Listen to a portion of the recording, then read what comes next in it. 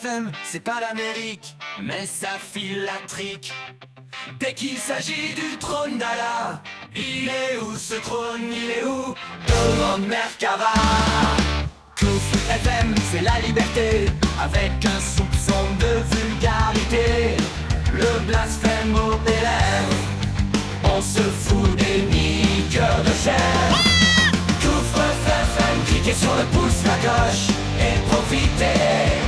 Kouf FM, cliquez sur le pouce, la cloche et profitez. Kouf FM, cliquez sur le pouce, la cloche et profitez. Kouf FM, cliquez sur le pouce, la cloche et profitez.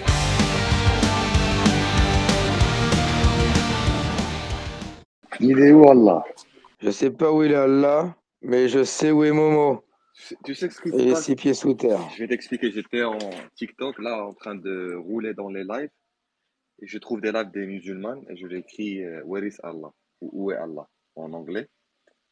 Et ils se bloquent. Ils commencent à faire des grimaces dans leur visage. Ils sont très choqués par cette question. Je comprends pas. En commentaire, Oui, simplement. en commentaire. J'écris Où est Allah? Where is Allah? Mais ça défie à une telle vitesse les commentaires que. Non. Ah Parfois, il y a non, non. des lives où il y a juste 5 ou 6 personnes. Hein. Tu trouves une Laïs qui fait un caméra, elle fait son live. Et là, je leur pose cette question. Where is Allah? Where is Allah? Et sinon, Ah qui a non, tué mais le c'est. prophète? Ah! Ah, bah alors là, je sais pas. Par contre, j'ai des trucs un peu bizarres qui. Attends, où est-ce que c'est? J'ai viré le. Bon, je vais le retrouver, le Google Doc. Attends. En fait, on va imaginer que c'est la version officielle qui a raison. C'est quoi la version officielle d'ailleurs? Toi, tu la connais, Merkava? La version officielle, c'est qu'il a mangé un agneau, c'est ça? Et après, il est mort en cancer après 3 ans, c'est ça? Voilà. On va imaginer que c'est vrai, parce que quand même, c'est la version officielle, c'est l'islam. L'islam est vrai. D'accord? Alors, je vais avant de voir cette version officielle et d'admettre, on va admettre qu'elle est vraie. Il va falloir, mais il n'y a pas beaucoup de monde. Il faut que je lise quelques versets du Coran pour comprendre le problème qu'il y a avec la mort du prophète. Il y a un énorme problème qui déglingue tout l'islam avec la mort du prophète. Et là, on n'est pas très nombreux. Mais est-ce que tu es surpris de la manière comment il est mort ou pas? Ah bah bien sûr, mais bien sûr. Attends. Enfin, oui et non. Si c'est du poison, pour moi, c'est pas de tout poison d'il y a 3 ans. C'est du poison qu'ils ont filé ces femmes. Elles ont décidé, elles ont dû voter à l'unanimité, hein. Est-ce qu'on le déglingue, le vieux, là? Il dit, ouais, Ouais. c'est bon, il y en a marre. Mais en Puis même voilà. temps, quand tu vois tous les amis du prophète et tout ça, ils sont tous morts dans les batailles, soit empoisonnés, soit assassinés. Tu vois, personne n'a eu une mort normale. Ils sont tous. C'était c'était un Hein? nid gap. C'était un nid gap, ce truc.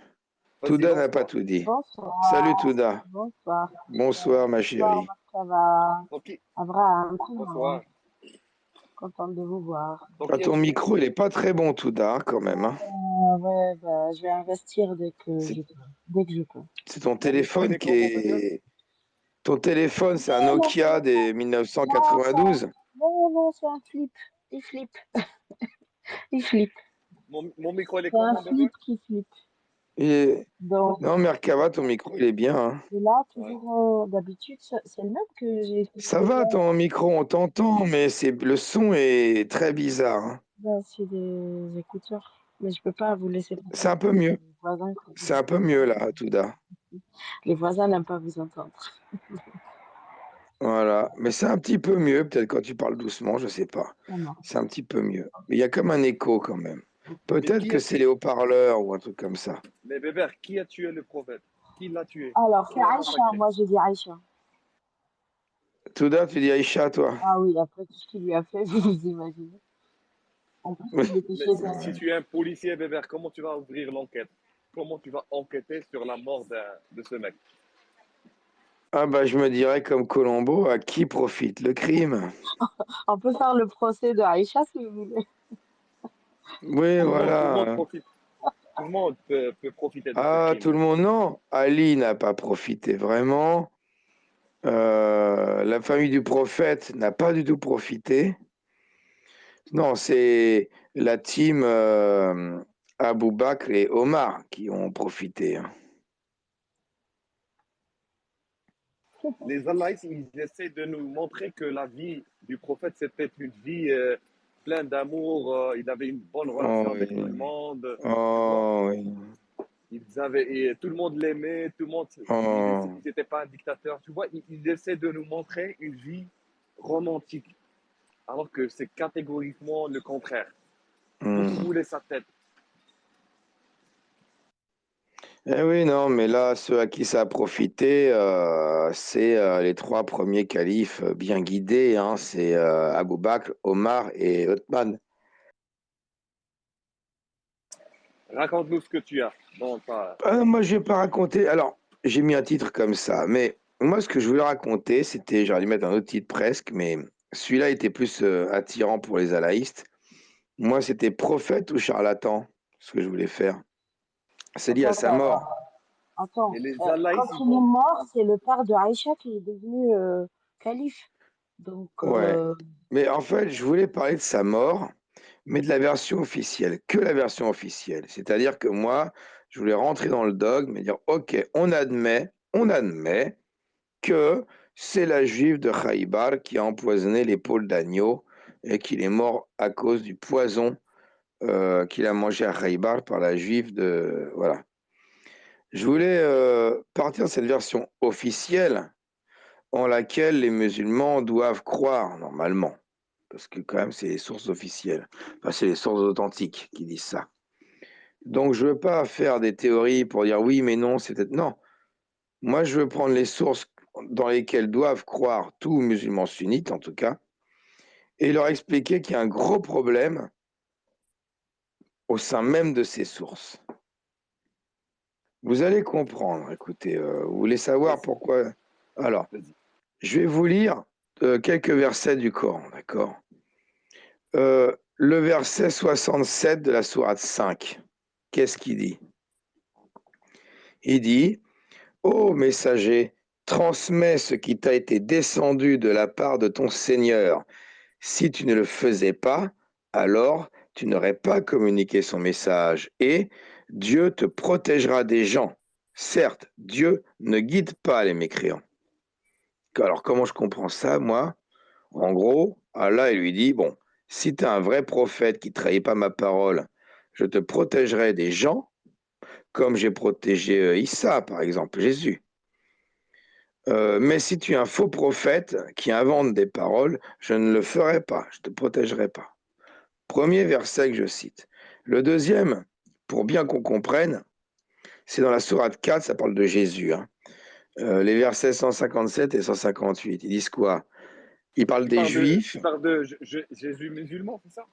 Non, non, du vrai Jésus. Du vrai Jésus, pas le musulman. Enfin, oui, le musulman, c'est dans le Coran. Alors, voilà, c'est de lui que je parle, en effet. Alors, il parle des Juifs. Il dit, et à cause de leurs paroles, nous avons vraiment tué le Christ, Jésus, fils de Marie, le messager d'Allah. Or, c'est Allah qui parle. Ils ne l'ont ni tué ni crucifié, mais c'était un faux semblant. Ils ne l'ont certainement pas tué, mais Allah l'a élevé vers lui. Donc Allah, il a empêché les Juifs de tuer Jésus. Il l'a élevé vers lui directement dans le ciel. Il a protégé son messager en ce qui concerne Jésus.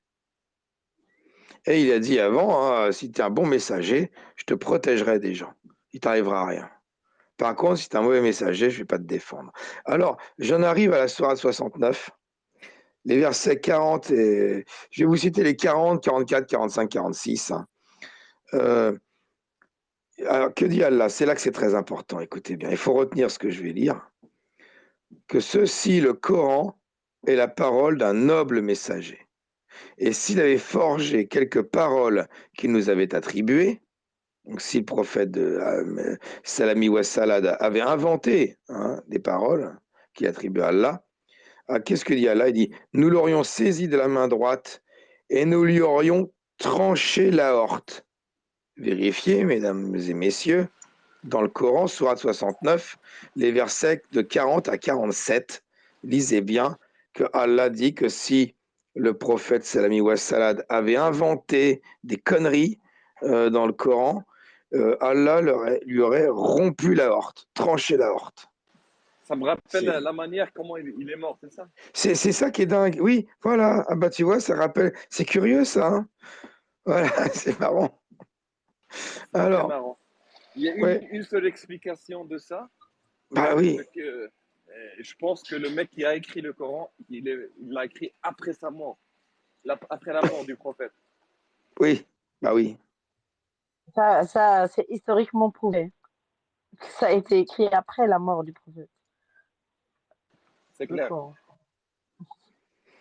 Eh oui. Alors, il y a dans la Sunna maintenant, dans Bukhari, vous connaissez les histoires. Hein. Lorsque Khaybar fut conquis, on offrit au prophète comme présent une brebis rôtie par une juive, mais dont la chair contenait du poison.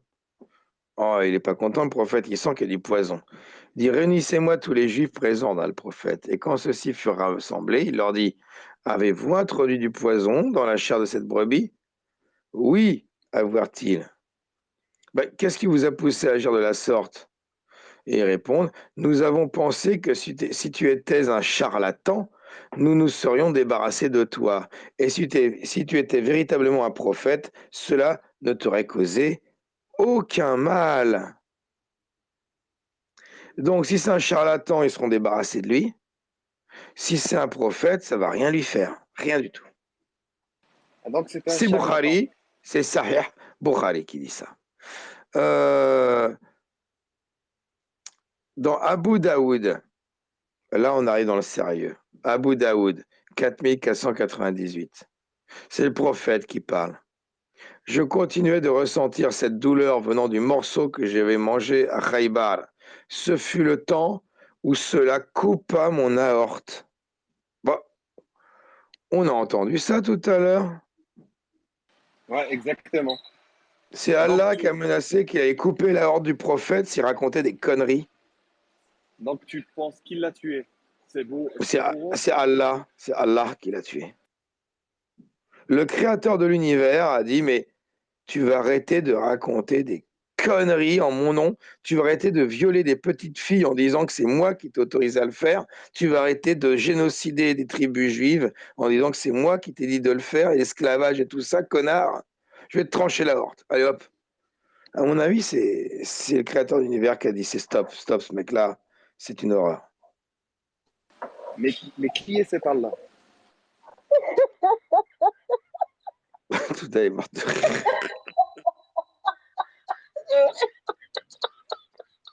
Mais tu le dis tellement bien. Tu devrais faire un mème sur ça. Mais oui, Mais non, tu mais l'as mis d'accord. attends. Non, mais regarde, il y a les autres, il y a les autres. Abu Daoud, 4449. Il y a la mère de Bishr. Alors, Bishr, c'est un pote du prophète, Salani Wassalad. Lui, quand ils ont mangé la brebis avec le poison dedans, il est mort sur le coup, ou 2, 3 jours après. Il n'a pas tenu le coup. Et elle vient voir le prophète durant la maladie, quand le prophète il est en train de mourir sur la fin de maladie. Hein. Elle lui dit, que penses-tu de ta maladie, apôtre d'Allah? Et elle-même, elle continue, elle dit, je ne pense pas à la maladie de mon fils sans penser au mouton empoisonné qu'il a mangé avec toi à Khaybar. Et le prophète répondit, et moi je ne pense pas à ma maladie sans penser à ceci. Ce fut le temps où mon aorte fut coupée. Dans At-Tabari, à ce moment, j'ai senti mon aorte être coupée. Dans Bukhari, Sahih, 4165, mon aorte vient de céder à cause du poison. Dans Abu Daoud, Sahih, selon Cheikh Albani, euh, qu'est-ce qu'il dit? Lors de la maladie à la suite de laquelle il est mort, je ne cesse de ressentir la douleur due à ce que j'ai mangé à Khaybar. C'est cela qui maintenant coupe mon aorte. Voilà, donc, Moi j'ai l'impression, tu vois, tous ces hadiths-là, c'est des pipeaux. Ça a été écrit pour allumer les gens contre les juifs. Tu vois le truc que les juifs qui tuent les prophètes. Oui, parce Vous que voulez c'est mais aussi une oui, la autre même ils ont histoire. tué de leur Jésus, Ah oui, tous Ouais. les prophètes ont été tués par des juifs, soi-disant. Voilà, oui. Ouais, ouais. Donc, il voulait créer des trucs comme ça pour dire voilà, nous aussi, on a eu notre prophète tué par une juive. Ouais, mais ça craint quand même.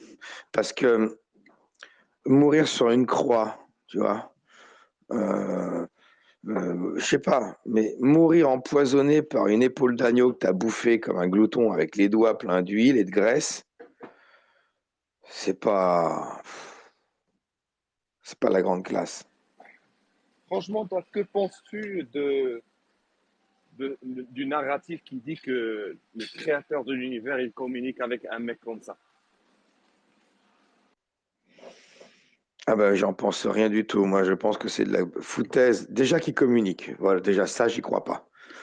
Alors, en plus qu'ils communiquent avec un trou du cul du désert, en culeur de chèvre et de petite fille, j'ai quand même.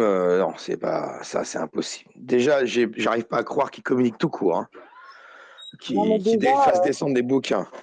Mais alors, avec un pédophile, pilleur de caravane, ça, j'y crois pas une seconde. Pourquoi pas Mesrine, il est prophète dans ce cas-là, tu vois? Jacques Mesrine. Ou Dutroux. Bah, encore mieux, Dutroux. Voilà, peut-être qu'en prison, là, le créateur il est en train de parler à Ben, Dutroux, lui faire écrire un bouquin, peut-être. Je les sais Allahites, pas. ils vont te dire pourquoi pas. Pourquoi pas?